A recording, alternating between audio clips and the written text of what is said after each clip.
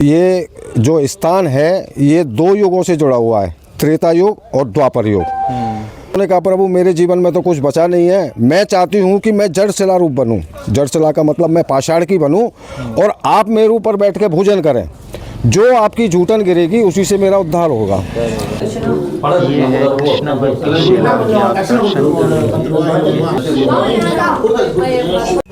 राधे राधे। हम आए हैं भोजन थाली, ये कामा में एक स्थान है। भोजन थाली बहुत ही दिव्य स्थान है और इसके बारे में अगर आप जानेंगे तो आपको बहुत ही आनंद आएगा। कृष्ण की यहाँ पे बहुत बड़ी लीला हुई थी, तो हम उनकी लीला के बारे में पूछते हैं भोजन थाली का क्या महत्व है। तो हमारे पास पंडित जी हैं, तो वो सारी चीज़ आपको बताएंगे, तो बने रहें। राधे राधे पंडित जी। जय श्री राधे। जय श्री राधे। तो आप हमें ये बताइए भोजन थाली का क्या महत्व है। बिल्कुल मैं बताऊंगा। ये आप जो स्थान देख रहे हैं ये भोजन थाली है, इसको कहते हैं भोजन स्थली। यहाँ भगवान ने गौचारण के समय भाई बलराम के साथ, ग्वाल वालों के साथ बैठ के यहाँ छाक लीला कीनी है। छाक लीला का मतलब है कि भोजन करना। तो ये जो स्थान है ये 2 युगों से जुड़ा हुआ है, त्रेता युग और द्वापर युग। त्रेता में राम के वंश में राजा हुए थे कुमलास, जो आपका दशरथ जी थे। राम के पिताजी दशरथ जी के पिताजी अजय जी के जो दादाजी थे वो थे राजा कुमलास। राजा कुमलास बड़े दयालु राजा थे। वो राज्य में हंसी खुशी सब जनता रहती थी, मगर उनके एक दुख था कि उनके कोई संतान नहीं थी। तो वृद्धावस्था में उन्होंने भगवान नारायण का तप कीना है। भगवान नारायण प्रसन्न हुए हैं और उनसे इच्छा वर मांगने को कहा है। तो राजन ने कहा प्रभु आपका दिया हुआ सब कुछ है, मेरे पास नहीं है तो कुछ इस राजपाट को चलाने वाला है, मेरे घर आंगन में खेलने वाला। दोनों ठाकुर जी ने कहा नारायण ने कि राजन तुम्हारी इच्छा भी समय के साथ पूरी होगी। कुछ समय बाद उनके घर में एक कन्या का जन्म हुआ। उस राजकन्या का नाम रखा कृष्णावती। कृष्णावती चंचल स्वभाव की, हंसती खेलती, धीरे धीरे बड़ी हुई तो राजा को उसकी शादी की चिंता सताने लगी। उन्होंने सोचा कि मैं ऐसा घर जमाई देखूं जो मेरे राजपाट को भी संभाले और मेरे यहीं रहे आके। तो ऐसे उनको राजकुमार मिले, उनका नाम था राजा सूरसेन। सूरसेन से कृष्णावती की विवाह कर देना है। राजपाट हंसी खुशी चल रहा था। फिर क्या होता है कि जैसे राम ने अश्वमेध करा था तो चारों दिशाओं में पताका फहराई थी, ऐसे ही राजा कुमलास ने भी चारों दिशाओं में अपनी पताका फहराई, पूर्व पश्चिम उत्तर में विजय प्राप्त करी। जब दक्षिण दिशा में गए हैं तो माँ राजा कुमलास और उनके जवाई दोनों वीर गति को प्राप्त हुए हैं। ये समाचार जब कृष्णावती को मालूम हुआ है तो उसको बड़े भारी शोक हुआ है। उन्होंने कहा अब तो मेरे जीवन में कुछ नहीं बचा। तो उन्होंने मंत्री को राजपाट देके और भगवान नारायण की तपस्या कीनी है। 85 वर्ष की घोर तपस्या से नारायण भगवान प्रसन्न हुए। पुत्री को इच्छा वर मांगने के लिए कहा। उन्होंने कहा प्रभु मेरे जीवन में तो कुछ बचा नहीं है, मैं चाहती हूँ कि मैं जड़ शिला रूप बनूँ। जड़ शिला का मतलब मैं पाषाण की बनूँ और आप मेरे ऊपर बैठ के भोजन करें, जो आपकी जूठन गिरेगी उसी से मेरा उद्धार होगा। तो उन्होंने कहा पुत्री मैं तुम्हारी इच्छा कृष्ण अवतार द्वापर में पूरी करूँगा।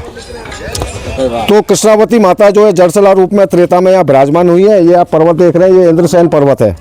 ये सारी जो अरावली पर्वत की श्रृंखला चली आ रही है ये उसी अरावली पर्वत की श्रृंखला में इंद्रसेन पर्वत है।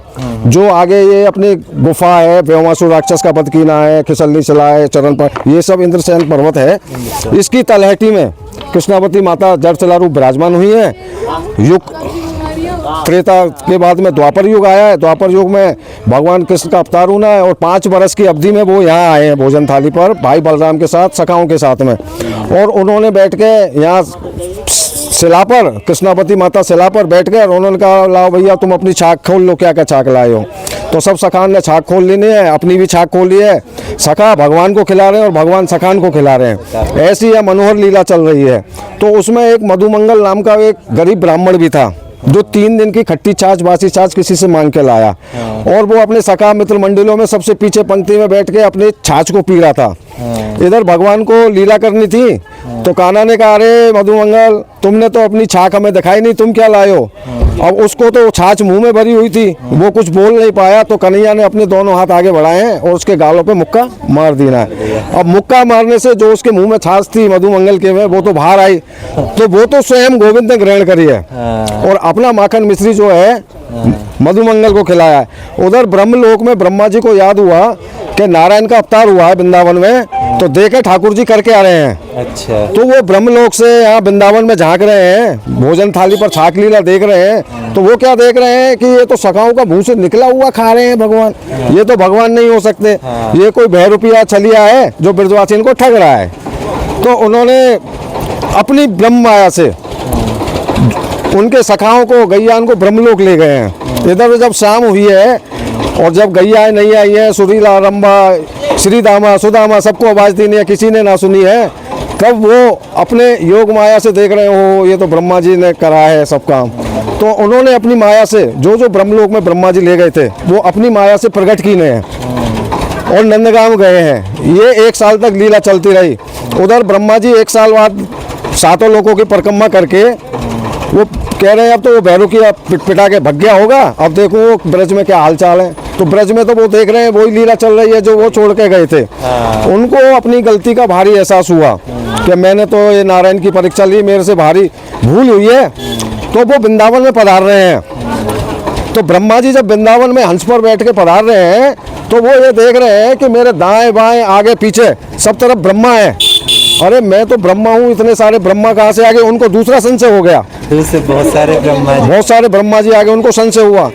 वो वृंदावन आए हैं, वृंदावन आके श्री गोविंद के चरणों में 40 श्लोकों से उनकी स्तुति की नहीं है। भगवान गोविंद ने कहा है कि नहीं ब्रह्मदेव, आप ब्रह्मा विष्णु महेश देवों में देव हैं, आप मेरे से क्षमा मत मांगो, मगर आपने मेरे ब्रजवासिन को, गैयान को जो कष्ट दी है, बाको तो प्राश्चित आपको ब्रह्मा करना पड़ेगा। तो उन्होंने कहा बाबू आप जो भी मेरे को दंड देंगे वो मैं सहज स्वीकार करूँगा।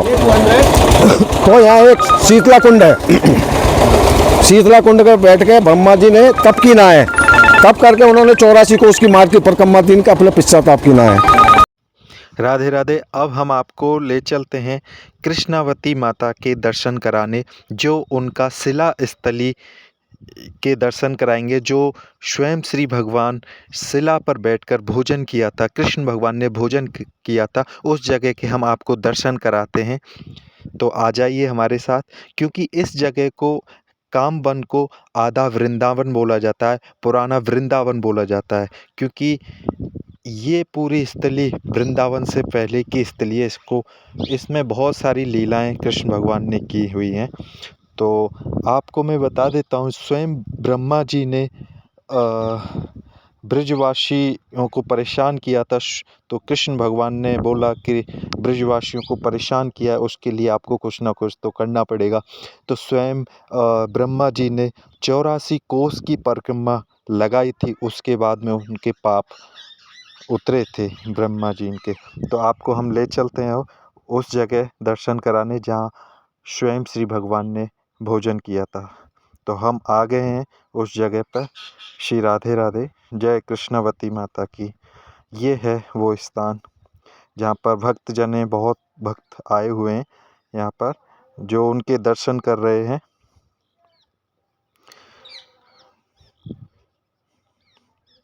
तो आप भी उनके दर्शन कर लीजिए, क्योंकि ऐसी दिव्य जगह हमारे चैनल पर ही मिलती हैं। ये कुंड है आप जो देख रहे हैं, ये क्षीर सागर कुंड है, जो इसके साइड में ही बना हुआ है। बहुत पुराना कुंड है और ये आप दर्शन कर लीजिए। यहाँ पर भक्त लोग प्रसाद चढ़ा रहे हैं। ये स्थान है जहाँ श्री कृष्ण भगवान ने स्वयं भोजन किया था बैठ के,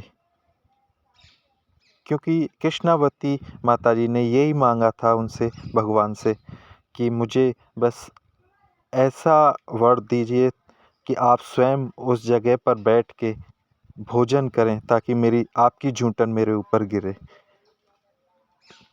तो आप दर्शन कर लीजिए।